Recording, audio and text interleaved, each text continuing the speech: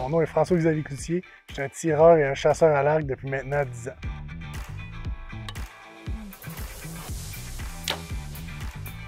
Donc, il y a deux grandes familles d'arcs. Il y a les arcs un peu plus modernes, les arcs à poulie, avec un petit peu plus de mécanique. Puis, on a les arcs ici, dits traditionnels, qui comportent moins de pièces.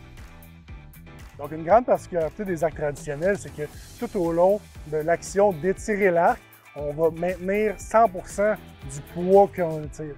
Versus un arc à poulie, on va maintenir le poids seulement pour le tirage. Quand on arrive à la fin de l'action de tirer, le cam va être viré au complet de bord. Puis, souvent, on a un pourcentage de relâche dans ces arcs-là. Si on a un arc à 80% de relâche, puis qu'on a un tirage de 100 livres, bien, rendu à pleine amplitude du tirage, on va maintenir seulement 20 livres. 20 livres de pression. Donc, c'est beaucoup plus facile à maintenir pour une plus longue période de temps dans une situation qu'on va attendre que le gibier se positionne. Côté vitesse, naturellement, les arcs à poulie vont être plus rapides que les arcs traditionnels. Il y a plusieurs choses qui peuvent affecter la rapidité d'un arc, soit la longueur d'allonge, le poids de tirage, mais aussi le poids de notre projectile qu'on va choisir de tirer.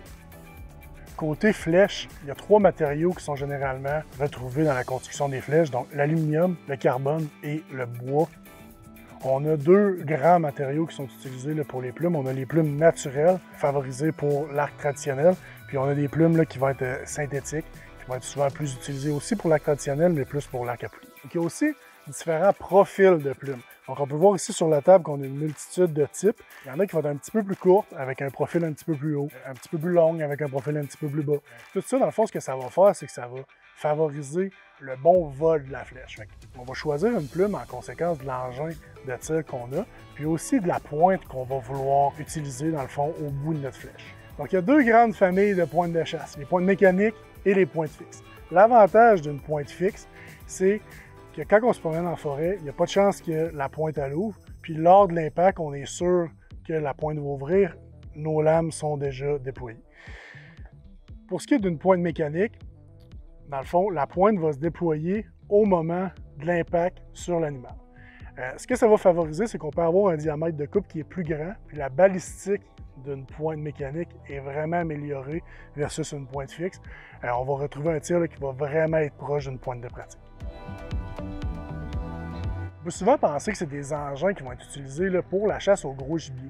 Mais on peut vraiment utiliser ces engins-là pour la chasse au petit gibier aussi, puis c'est une vraiment belle façon de s'initier à la chasse à l'arc. La mort va être causée d'une façon un peu différente pour le petit gibier que pour le gros gibier. Le gros gibier, ça va être par une hémorragie, donc une lame qui va passer à travers l'animal, versus pour le petit gibier, mais ça va vraiment être une pointe qui va assommer l'animal.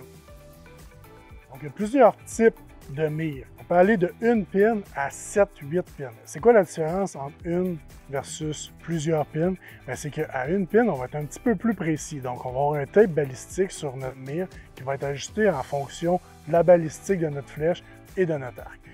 Quand on va avoir plusieurs pins, mais chaque pin va être ajusté pour une distance précise. Donc, dans une situation de chasse, si le gibier, par exemple, bouge, puis que j'ai une mire à 1 pin qui est ajustée à 25 verges, puis que le gibier se déplace à 35 verges, mais je dois bouger ma mire pour être ajusté à la bonne distance. Par contre, avec une mire à plusieurs pins, je peux juste utiliser la pin suivante, puis je vais être à la bonne distance. Côté entretien, c'est assez simple. On veut, une fois de temps en temps, vérifier l'état de notre corde, à voir si la corde commence à se défaire. Si c'est le cas, on veut changer notre corde immédiatement parce que les cordes sont sous une très grande pression, donc danger de casser puis de se blesser ultimement. Puis pour l'entretien de la corde, on utilise de la cire. Donc on peut mettre de la cire sur la corde pour préserver la corde en bon état.